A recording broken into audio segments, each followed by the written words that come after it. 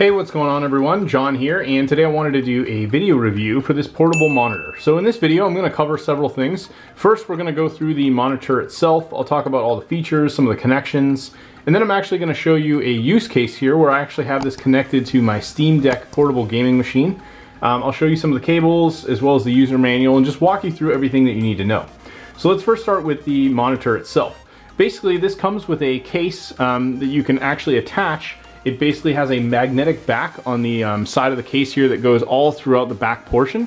This actually has a piece that then connects to it that basically allows it to be used as a stand. There's a small folding piece here in the middle, and then there's actually a bend here. So if I actually twist this on the side here, you can get like a full idea of what this would look like.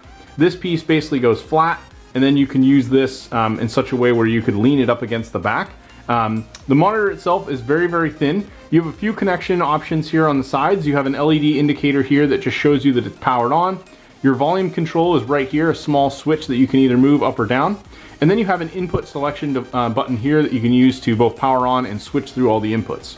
On the other side, you have a few different connections. Right now I have several of them plugged in. You have two USB-C ports, so these can be utilized both for either power or input. I have one of these plugged into the power connector. Basically this goes into a small brick which is then plugged into AC power. I then have this other cable which is actually my source for my video connected into my Steam Deck. And then I also have an HDMI cable. So you could alternatively use HDMI if you wanted to connect this to a computer or any other device. So it's pretty straightforward. You additionally have down here on the bottom right an audio out port. So I'll show this a little bit closer just to give you an idea, but there's a small audio out port there on the bottom, so you can use that for headset as well.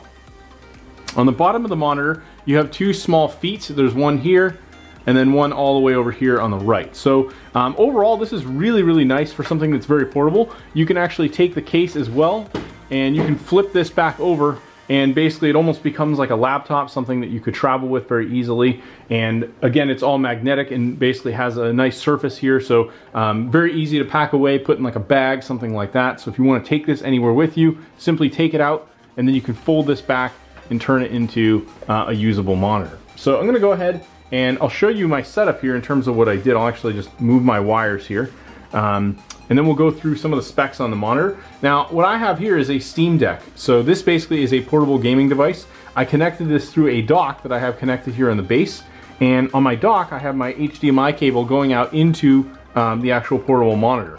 Now, what I was also able to do is connect an Xbox controller. So I could actually use this as a fully portable gaming system if I wanted to set this up and utilize the Steam Deck, Nintendo Switch, Xbox, PlayStation 5, anything like that. I'm now able to Bluetooth connect my my controller, and I can actually use the full monitor, and it's almost as if I'm playing on a full-size computer because of the fact that I have a large monitor. So this is a really awesome use case. Let's go through some specs and the actual manual on the monitor itself. Now, just jumping into some of the pieces here, they kind of show you different ways of holding the monitor, making sure that you're doing that properly.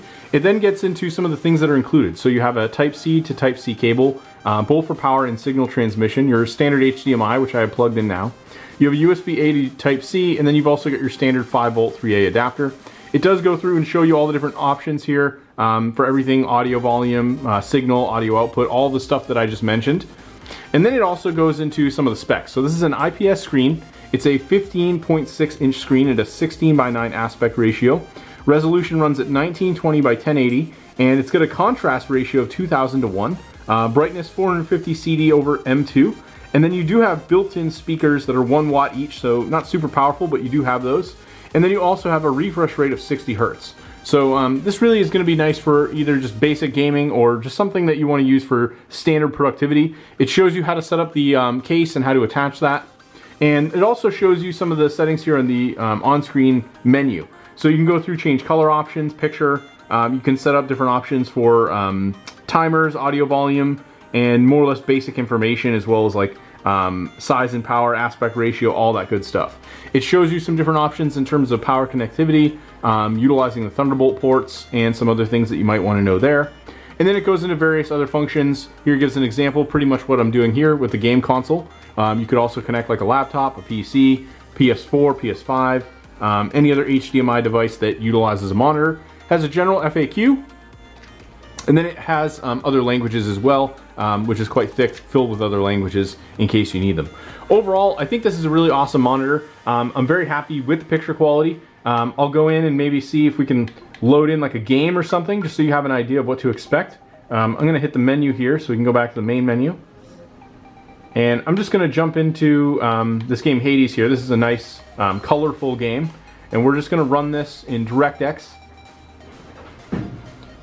and give you some idea of what to expect. So it basically shows me that this is launching up. Usually takes a little bit of time with the Steam Deck, as it's not, you know, a full computer, but my Steam Deck does have a solid state drive, so this is just launching up. Kind of lets me know that I'm using my external controller, and then this should boot right into the game and I can jump into a mission. Now, I haven't really noticed any issues in terms of that 60 Hz refresh rate. Traditionally with like gaming monitors, you'd be looking at, you know, 100 to upwards of a 144, even higher. You can hear the speakers are actually active on this, and they're pretty loud. I'll turn up the volume a little bit.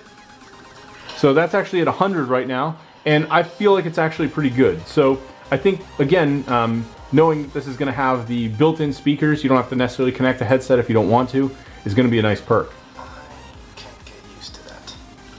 So this is a darker game, but overall, this seems like it's running really well. I'm able to fully control the game, and I'd probably, in my case, you know, probably take the Steam Deck, put it behind the monitor, and just play like this, you know. So this is pretty awesome.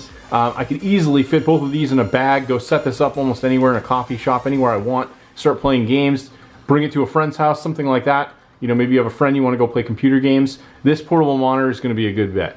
Anyway, thank you for checking out my video review. Thought I'd give you an in-depth video review of this, give you an idea of what to expect. And overall, I'm very happy with it. Thanks for checking out the video, and I'll talk to you later.